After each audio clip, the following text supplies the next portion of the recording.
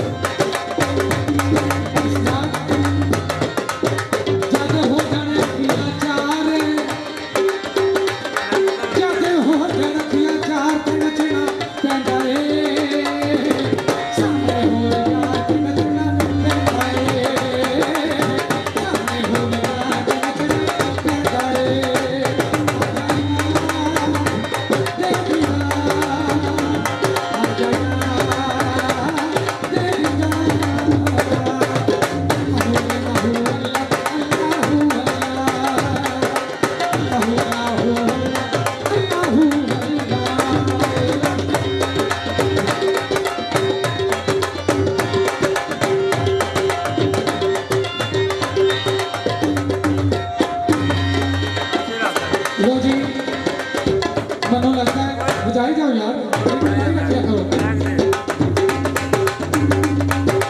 मनो शक करता है कि सारे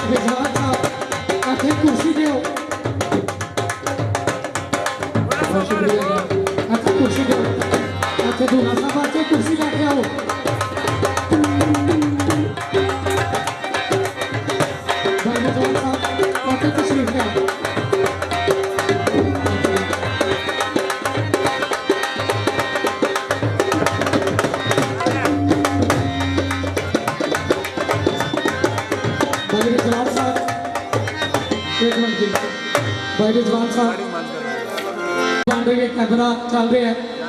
साढ़े रिजवान साहब के यार दोस्त कजन तशरीफ फरमा ने। रिजवान साहब असा तुसी मेहंदी लवाते रहे हो ते असीं घंटा पूरा गाते रहे।